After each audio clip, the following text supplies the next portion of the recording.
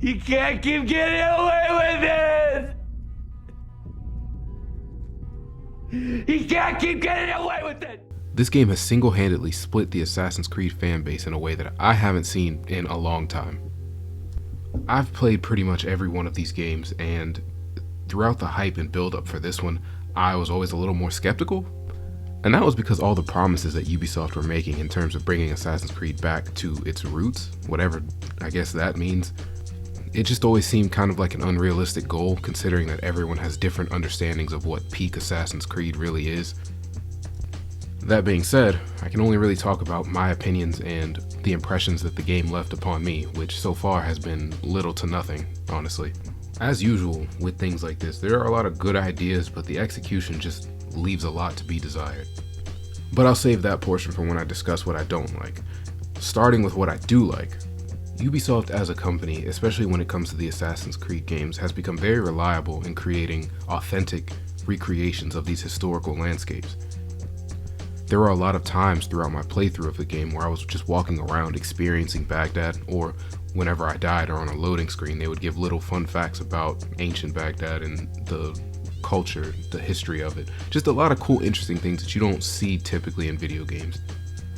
A lot of times games just kind of want you to immerse yourself in their world and not really worry about things like that, but the fact that this takes place in an ancient city that actually exists really allows them to flex their historical muscles and show people the beauty and intrigue that actually exists in our real world. On a similar note, I really enjoyed how deep Ubisoft delved into actually portraying the Islamic faith and the community, even down to the language that was spoken. I had no idea what most of the NPCs were saying as I was running through Baghdad, but I appreciated being in a world that felt thought of and lived in. And I know that players who understand the culture and follow the religion will feel very represented by this iteration of the setting. Another personal highlight for me was the character arc that Basim goes on. And maybe it's just because we've spent so long apart from being an actual assassin that I'm just willing to accept anything that comes along, but I felt strangely interested in everything that he was going through. Being able to witness his mental decline and understanding that his faith in the order that he's been following for years and years and years isn't as solid or as concrete as he hoped it was. Having dynamic characters that doubt themselves or even doubt their own beliefs just makes the story a lot more engaging. That being said though, the story for this game isn't really complete by the end of its runtime. I understand that this started off as DLC initially for Assassin's Creed Valhalla, and later developed into its own game when they realized there was a lot of things that they wanted to put in and include, and just development time overall. But if this were your first Assassin's Creed game, I think that you would complete the story and feel a little underwhelmed. It just relies too much on knowledge of Assassin's Creed Valhalla or just the series in general.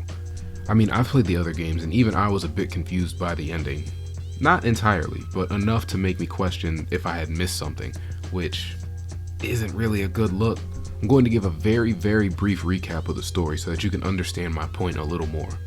We start the game as Basim, who's a very ambitious street thief, and that usually gets him into a lot of trouble. He's haunted at night in his dreams by a jinn, or like an evil spirit basically. He eventually comes across Roshan, who is a mentor in the Assassin's Brotherhood. Now during this time, the Assassins are known as the Hidden Ones, but they're the same thing. Looking to chase greater meaning in life and also rid himself of the jinn, he asks Roshan to join the Assassins. She straight up just tells him no, and he thinks that it's a good idea to steal this artifact from a palace, the same artifact that Roshan and the Brotherhood are looking for, hoping that the act of stealing the artifact will impress Roshan enough to allow him to become an assassin. Joined by his friend Nihal, Basim infiltrates the palace but eventually gets caught, forcing Nihal to kill an important political figure in order to save Basim's life. They flee the palace and get the whole city put on lockdown, which causes the guards to go around killing any thieves that they can find, resulting in the murder of a lot of their friends. Basim blames Nihal for killing the political figure, even though Basim would have died if she didn't intervene, and he leaves, coming into conflict with more guards but is saved by Roshan, who takes him to Alamut, which is the assassin headquarters. Basim trains and sharpens his skills and eventually becomes a competent assassin. He returns to Baghdad with Roshan and a couple of Order members in order to weed out the members of the Order of the Ancients, which is just the Templars if you've played the other games. If you haven't played the other games, the Templars and Assassins are basically the Bloods and Crips. It's eternal conflict forever. No solving it, no fixing it. Done. Moving on. I'm not going to detail every single assassination that you complete throughout the game, but you go through these assassinations taking out these different targets, these different Templars, and every time that you kill one of your targets, you are met again by the Jinn. You are also met again by Nihal, who hasn't seen Basim in a couple years, and she'll pop up and help you occasionally or whenever Basim is going through something mentally. Eventually you get to your final target, who turns out to be the wife of the political figure that Nihal killed in the beginning of the game. And just before you're about to complete your assassination, she reveals that Basim has an otherworldly nature about himself, and that's where the Jinn comes from. And this is something that Roshan was aware of, but deliberately lied to him about. The target then points Basim to a temple underneath Alamut for all of his answers. And right before Basim was considering joining the target and going to Alamut, she's killed by Roshan, who tells Basim that if he even considers going to the temple underneath Alamut to find out what he really is, she'll kill him. Basim pretty much is like, I've been having these nightmares my entire life trying to figure out what I am and why it's bothering me so much, and you knew this whole time. So fuck you, and I'm gonna do what I want.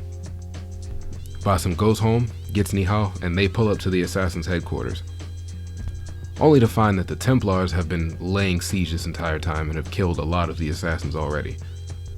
They're ambushed, Nihal disappears, and Basim continues into the headquarters, saving what few assassins he can find.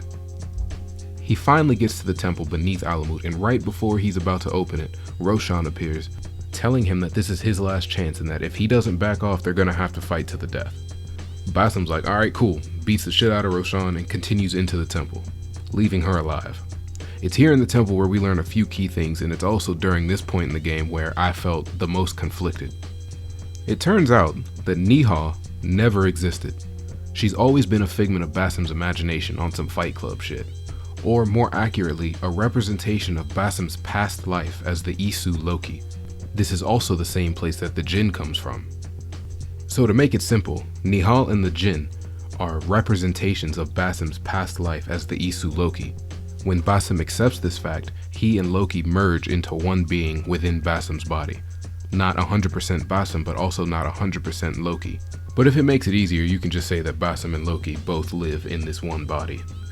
Roshan ends up leaving the Order, and the Basim-Loki hybrid comes out of the cave, now hunting the people that imprisoned Loki in his previous life. And that's how the game ends.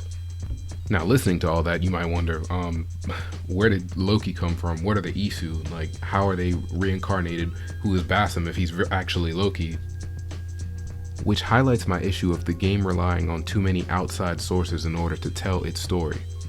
Now, when I say that Basim is Loki, I'm not talking about this Loki, or that Loki. I'm talking about this one, a member of the Isu, which is an ancient race of humanoids that inhabited the Earth long before humanity existed. In the Assassin's Creed lore, I'm a little fuzzy on it, but I'm pretty sure the Isu created humans as slaves, and then the slaves revolted, something like that. There was also this giant cataclysm that took out most of the Isu, so only a handful of them were left anyway. That handful, including Loki and some of the other Norse gods like Thor and Odin and all of them. To avoid the ancient apocalypse, these Norse gods created the Yggdrasil, which allows them to upload their consciousness and essentially be reborn into humanity. And that is what Basim is. Loki uploaded his consciousness into the Yggdrasil and was reborn into Basim. Now it's revealed in Mirage that the temple underneath Alamut is the place where Loki was imprisoned by another Isu. My guess is that it's Odin, probably for Loki poisoning Baldur and pissing Odin off, but that's a part of Norse lore and I'm not really here to nerd out about that. Now, the reason why I know what the Isu are, why I know that Basim is actually Loki, why I know that Loki has beef with Odin, is because of my experience with Assassin's Creed Valhalla. Right? Let me not be disingenuous. The Isu have been a part of Assassin's Creed for forever. Even back to the first one, you can find hints of them.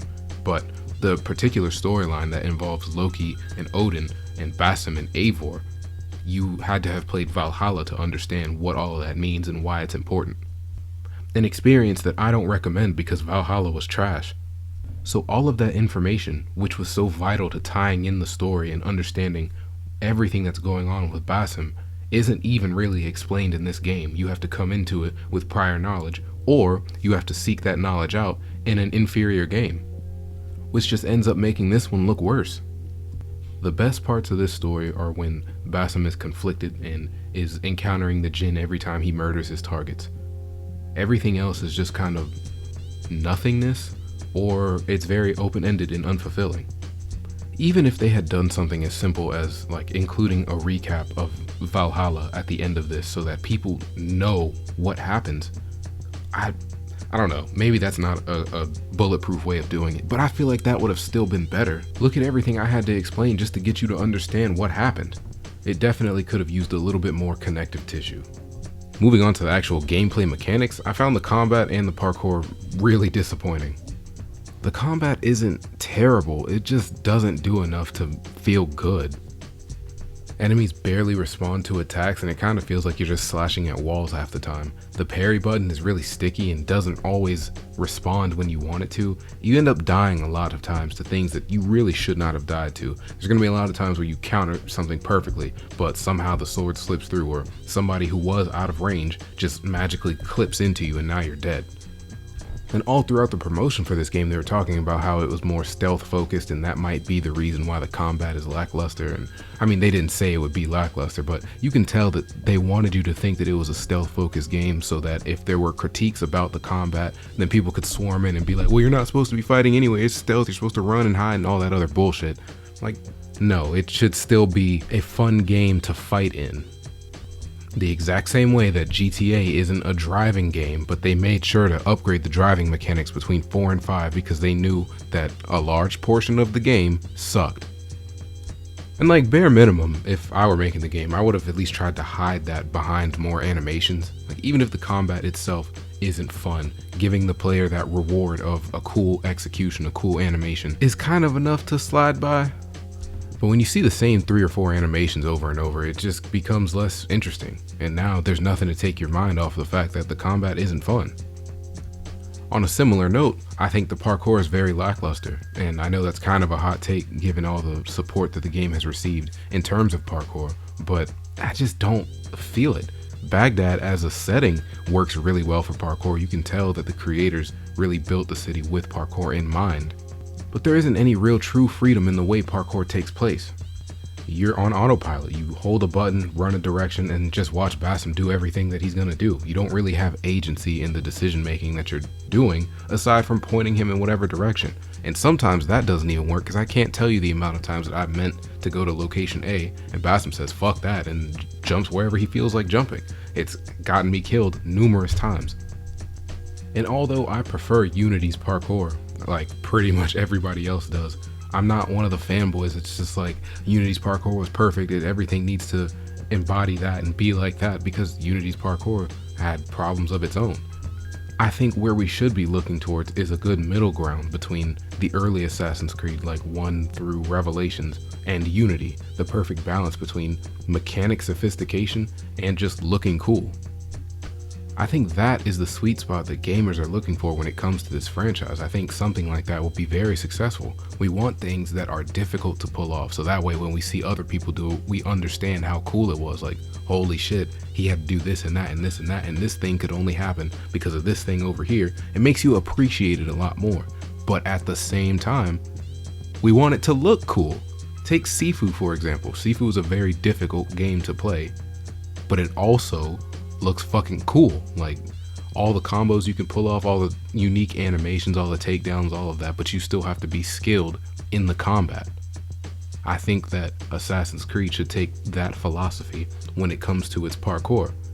I mean, at this point, it's combat as well, but on the topic of parkour, it should be more like that. Things that are hard to do, but also things that are gratifying to watch. I don't know, man. This game really gave me mixed feelings. It's not great, but it's also not terrible. And I think the fact that it's not terrible has given the community some kind of reassurance that Assassin's Creed is back on track. But from my perspective, it's not really back on track. I think that if Ubisoft would have waited for an entirely new game built from the ground up, then that would have come through a lot more. But it's still heavily reliant on those games, on the engines and mechanics of the games that weren't on track for Assassin's Creed. It's very difficult to be its own thing when the core of this game, the skeleton of it, is still Assassin's Creed Valhalla. Overall, I'd give it like a C, but if I were to rate it in comparison to the previous Assassin's Creeds, then I'd probably give it like a B. And when I say previous, I'm talking about Odyssey and Valhalla specifically. Origins was alright. And based on what we know about Assassin's Creed Red, or Codename Red, whatever it's called, it's going to be developed by the same people who made Odyssey, which furthers my point. I don't see it being better or significantly improved upon.